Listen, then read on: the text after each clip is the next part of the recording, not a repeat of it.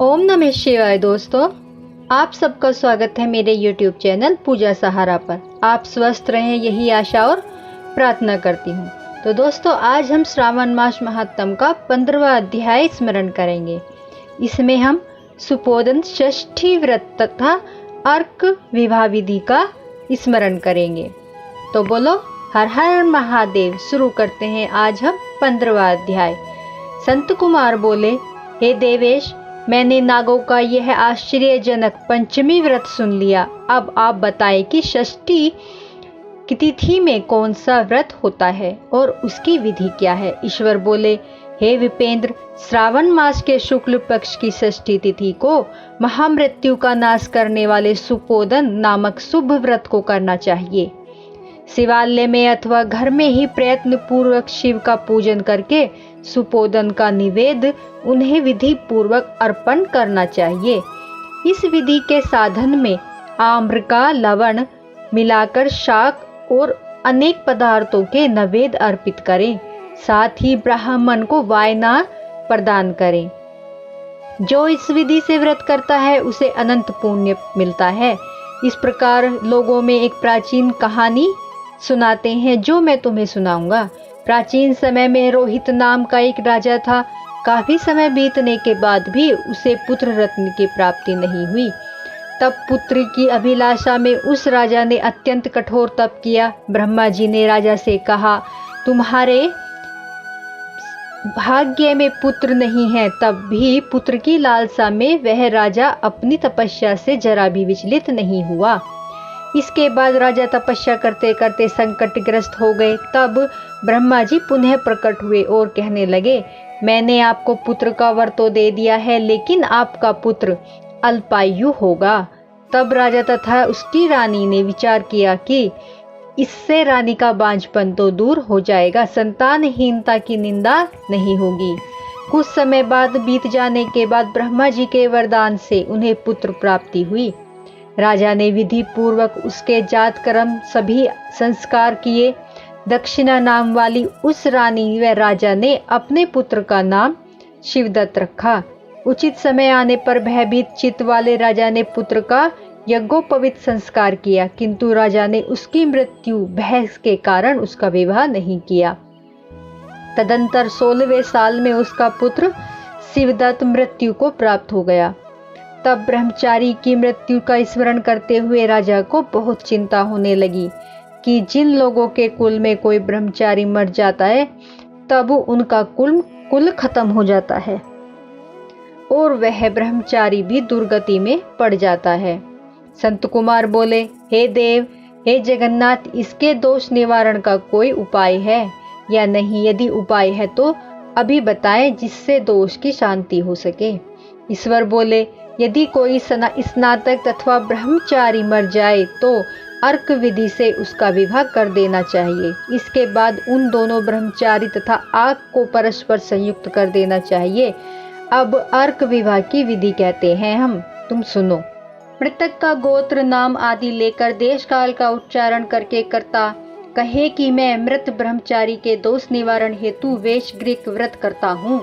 सर्वप्रथम स्वर्ण से अभ्युदय करके अग्नि स्थापन का आघार होम करके चारों आहुतियां ओम भू ओम भुवः ओम शुवः ओम मः से हवन करना चाहिए। इसके बाद व्रत अनुष्ठान के उत्तम फल के निमित्त व्रतपति अग्नि के संपादन नार्थ विश्व देवों के लिए घृत की आहुति डाले। इसके बाद स्विष्टिकृत होम करके अविष्ट होम संपन्न करे। पुनः देश काल का उच्चारण करके इस प्रकार बोले, मैं अर्क विवाह करूंगा। इसके बाद सुवर्ण से अम्बुदयी कृत्य करके अर्क शाखा तथा मृतक की देह को तेल तथा हल्दी से लिप्त करके पीले सूत से विशिष्ट करे, वेष्टित करे और पीले रंग के 2 वस्त्रों से उन्हें ढक दे। इसके बाद अग्नि स्थापन करे और विवाह विधि से प्रयुक्त योजन नामक अग्नि में आघार होम करे व अग्नि के लिए आज्य होम करे।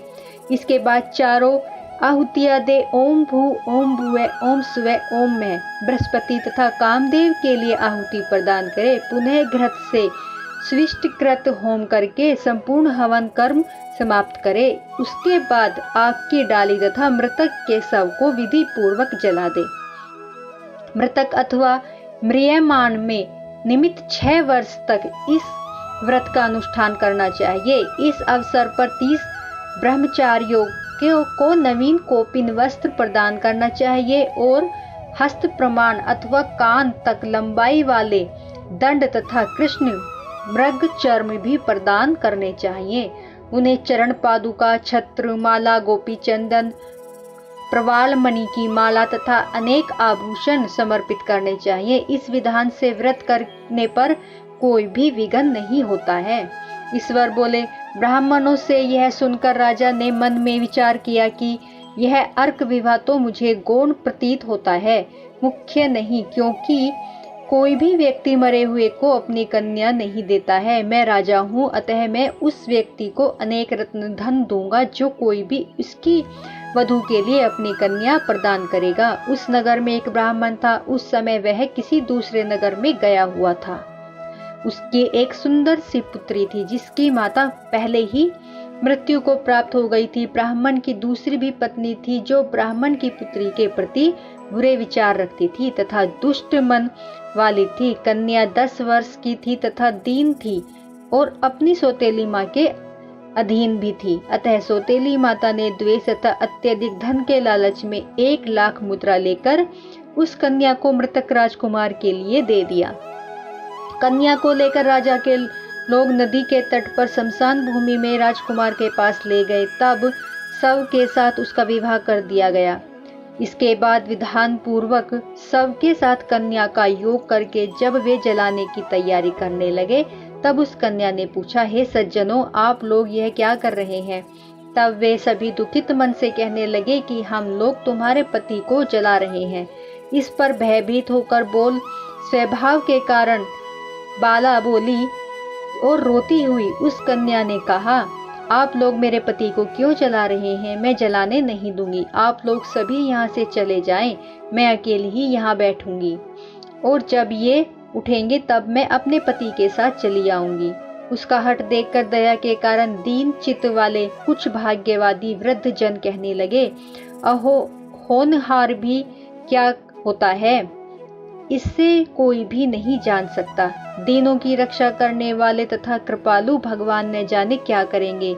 सोत की पुत्री का भाव रखने के कारण सौतेली माता ने इस कन्या को बेचा है, अतः संभव है कि भगवान इसके रक्षक हो जाएं। अतः हम लोग इस कन्या को व इस शव को नहीं जला सकते, इसलिए अभी इसकी इच्छा के अनुसार हमें यहाँ से चले जाना चाहिए। परस्पर ऐसा निश्चय करके वे सब अपने नगर को चले गए। बाल स्वभाव के कारण यह सब क्या है इसे न जानते हुए वह भय से व्याकुल कन्या एकमात्र शिव तथा पार्वती का स्मरण करती रही। उस कन्या के स्मरण करने से सब कुछ जानने वाले तथा दया से पूर्ण हृदय वाले शिव पार्वती शीघ्र ही वहां आ गए। नंदी पर विराजमान उन तेज निधान शिव पार्वती को देखकर उन देवों को न जानते हुए भी उस कन्या ने पृथ्वी पर दंड की भांति पड़कर प्रणाम किया। तब उसे आश्वासन प्राप्त हुआ कि पति से तुम्हारे मिलने का समय आ गया है। तब कन्या ने कहा कि मेरे पति अब जीवित नहीं होंगे। उसके बाल भाव के से प्रसन्न तथा दया से परिपूर्ण शिव पार्वती ने कहा कि तुम्हारी माता ने सुपोदन नामक व्रत किया था, उस व्रत का फल संकल्प करके तुम अपने पति को प्रदान करो। तुम कहो कि मेरी माता के द्वारा जो सुपोदन नामक व्रत किया गया है उसके प्रभाव से मेरे पति जीवित हो जाएं। तब कन्या ने वैसा ही किया और उसके परिणाम स्वरूप शिवदत्त जीवित हो उठा। उस कन्या को व्रत का उपदेश देकर शिव तथा पार्वती अंतर्ध्यान हो गए। तब शिवदत्त ने उस कन्या से पूछा, तुम कौन हो और मैं यहाँ कैसे आ गया? तब उस कन्या ने उसे वृतांत सुनाया और रात हो गई। प्रातः होने पर नदी के तट पर गए लोगों ने राजा को वापस आकर कहा कि हे राजन, आपका पुत्र व पुत्रवधू नदी के तट पर स्थित है। लोगों से यह बात सुनकर राजा बहुत खुश हुआ और हर्ष भरी बेज बजवाते हुए नदी के तट पर गया। सभी लोग प्रसन्न होकर राजा की प्रशंसा करने लगे। वह बोले, हे राजन, मृत्यु के घर गया हुआ आपका पुत्र पुनः लौट आया है। इस पर राजा पुत्र वधू की प्रशंसा करने लगे और बोले कि लोग मेरी प्रशंसा क्यों कर रहे हैं?